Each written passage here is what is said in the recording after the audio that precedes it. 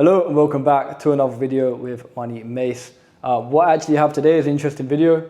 Why I dropped a model making 20k per month. And that sounds counterintuitive. So I'm going to break it down across like these 4 points about like the main reasons why I broke her off was because she was lazy. I have more self-worth, time, attention and headache, resources and return on investment or return on time.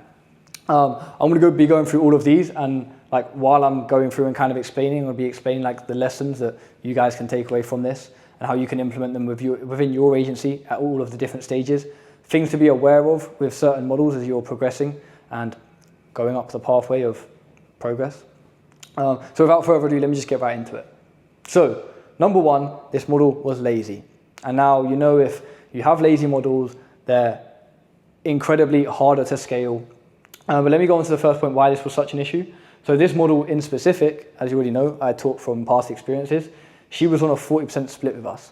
This is because she came on at 50-50. We had a referral who was one of our best referrals, so he used to get a 10% kickback of lifetime earnings on the models because this gave him a bigger incentive in order to bring us more models. So we was on 40% with her. Obviously, we incur cost on chatters, etc. So this 20K, when you actually start breaking this down already, sorry, I'm deviating already, but let me just drop the source for you guys. This 20K, when you break it down, you get 40%, which is $8,000 a month. Convert it to GBP is 6k pounds per month or something, 6.5k pounds. But say, for example, your chatting cost on this, she was spread out on a multi-account. So she wouldn't have just had a direct team of 3 on this alone because it didn't really constitute it. Plus, because she was lazy, the traffic was dropping. It didn't make sense to do so. So I don't know, maybe chat costs, maybe expenses all in all are like 1 to 1.5k. So it's like, and then I'll split that with a partner that I had with the agency. So maybe I was making 2 to 3k a month of her from the system setup. Obviously, then you're also managing the social media, social planning, etc., but which wasn't getting done. So we took her on back in, like I don't know, back end of 2023, November times. Her account before she joined with us was at $31 per month. Let me actually repeat that. Before she joined with us, it was at $31 per month. So this is hope for you guys as well, that if you sign a model who's not doing so well, I think her max was $500 per month. So we took her on, we knew she had potential. She was actually hardworking to start with. Obviously, she was making no cash. She wanted to put the work in and actually make some cash from OnlyFans. She put the work in. We got her account up. I think the next month was 5k, the month after that 30k, and then that's when she just stopped working. She'd hit a lick, right? Her accounts obviously started boosting and going up, and then it comes around like Christmas time, and then when it come into the new year, she just stopped working. She went on a holiday, started spending the money, relaxing, doing her thing. Wasn't getting an awful lot of content while on holiday, which is unfortunate because it would have been great. But she was a branded model in a certain niche. I'm not even going to go into the details of it, but that's how we was able to scale so fast because of branding. Branding's super important with your OnlyFans models if you didn't know. So she was lazy, she stopped working, and invariably the obviously accounts results started dropping. So started dropping from like 30k, went down to like 25k, then went down to like 20k, then even went down to like 15, 16k because she was doing just 0 work in 3 months. Like we didn't get a script, got barely any pay-per-view, customs weren't being completed, wasn't getting any marketing materials, especially because we had a branded model. We need that specific marketing material in order to scale up the account. We need specific, consistent, unique, new viral content. As an agency, if you're doing like agency-dependent traffic, like especially on a 40% margin, it comes with way more of a headache.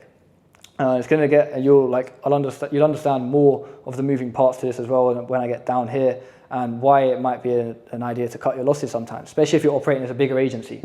Here, the agency revenue is probably pushing like 200, 250k around this time, maybe more, I think actually, because we have more models. Probably like 300, 350k. So this was actually a lower proportion of the agency's revenue as is anyway. So she was lazy, and like I said, you should always just rotate out lazy models anyway, because like I said, if you're starting out, definitely shouldn't have done what I did, but I was in a very different position to how you guys are now. If you're in a lesser position, suck it up and deal with a lazy model and keep your cash a month, build up your cash flow, save your money. Biggest lesson from Double M, save your money. Rainy days are coming. And then when you have lazy models, then you'll be able to drop them and not give a fuck about it because you've got a nice cash reserve, you've got monthly cash flow from other good models, and you'll be on the upward spiral anyway. You don't have time to deal with these low, lazy people.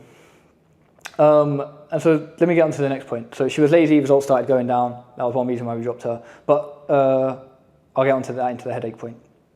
Self-worth up. So my agency's already making a lot more money. I value my self-worth and my time that I'm putting into people a lot more now. Like, that's not being big-headed or whatever it is. As you upgrade in life, you have to upgrade other facets of your life, you know. All other areas of my life are upgrading. I had to start treating myself with that better self-worth. So actually, my partner read this in a book, come back and pitch me an idea about why we should drop her, and that's why we got rid of her. It was just like, which will feed into the next point quite nicely.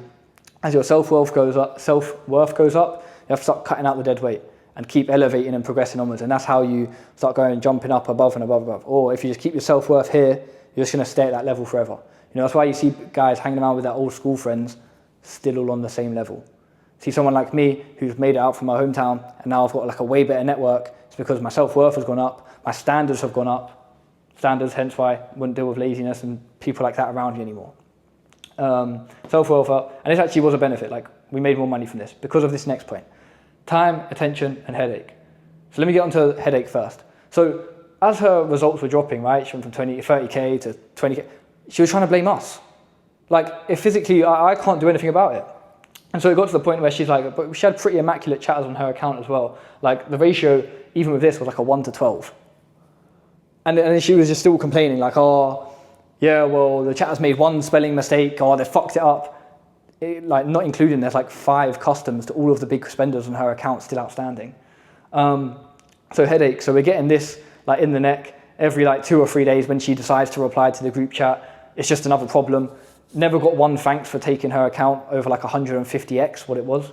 So it became a headache. And it's just like when you're dealing and trying to like operate like a big scale biz, and you're dealing with other big problems, like genuine big problems, you can't be dealing with these shitty little headaches over like smaller amounts of money versus time, attention, where I could be allocating my fucking time that I'm never getting back, the only asset that I'm never getting back. I could be allocating that towards another hardworking model or towards the team who was handling like a bigger proportion of the hardworking models who are scaled up with bigger accounts. I can allocate more time and resources to them, and in growing that operation, start like looking to bring on more higher quality models.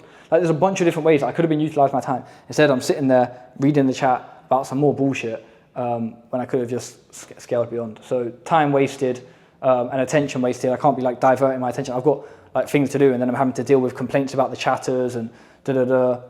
At this point, this was still when we were trying to retain the model. So like, I wasn't thinking about in the point of dropping her. So I'm actually, oh shit, she's going to leave. I need to retain her. And then I just completely flipped the script. Like, nah, fuck this. If you want to go, go. Right? Resources and ROI. So this is what I was talking about. So now we have like posters who are managing her IG accounts. We have like editing teams who are now editing up old content, trying to push it out. It's getting low views. And it's just all like return on investment of all of this in a whole versus me just like dropping it, getting rid of the entire headache. And now I've got a full month of, you know, I've bought back my time of 2 to 3K or whatever it was I was making, like I say. And I would just completely, at that point, be able to allocate it elsewhere. Put that time and attention to another model, time and attention to acquiring new models, and would scale up so much further. So as you can see, this is why I dropped a model who was already making 20K a month, because he didn't want to deal with the attitude. And it actually enabled our business to go and grow on again further, because we were able to take a new model and then allocate the team's resources into those models who were working harder, and they was able to scale above and beyond this. We weren't hitting that ceiling and we weren't hitting that floor where we was able to allocate all of the team's time and attention into better models. Even if some of our other models were scaling, we was able to put these good chatters on our other models' account who were able to then go and do like way better things.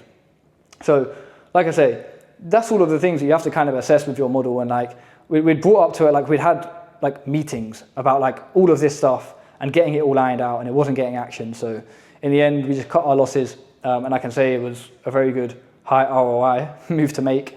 So yeah, if you people are struggling with, you know, lazy models who are even actually achieving good results, depends on what your current position in life is. Back then, we'd already started like, you know, getting some cash around us, building up cash flow with other models, having acquisition streams and stuff in place. So we was in a position where, yes, we was able to do that. Look, if you're just starting out, I don't recommend you to do this. If this is your first model and she's just being lazy and you're still making like a nice healthy cut per month, then just stick it out. Stick out with these shitty models, because the good models will come. But you know, once you've actually like carried on sticking this out, saved your money, you've got money for reinvestment into the business, you can then start to scale other models on the side. Once you've got cash flow coming in from them, now you've got the leverage. I think Trump said it, the art of the deal, you have no negotiating power if you can't walk away from the table. And so that's exactly what we ended up building ourselves. So we did have that. And then when this time come around, in order to, we was able to put it in motion. But like I said, it was just a quick video about a story time on why I dropped a model making 20K a month. Hope you enjoyed. Hope you found some value in this. Actually, do you know what? I know you found some value in this. Of whatever stage you are at in your OnlyFans career, because I spoke about people who are at the starting point and people who are further on.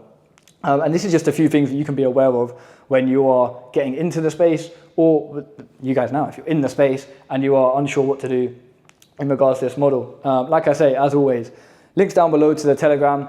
You can go through, post my daily life and like little OFM updates to keep you guys on track, accounted for and motivated. You can also go and see down there the link to actually what we offer in regards to helping other agencies grow and scale with our systems and our information that we've been able to use. So like how I was even able to make this call where my agency was at like over a year ago. So as always, it's been Money Mace. I look forward to seeing you guys in the next video. Not that I'm going to see you, but you can see my beautiful face. And I hope you found value in it yet again. See you next time.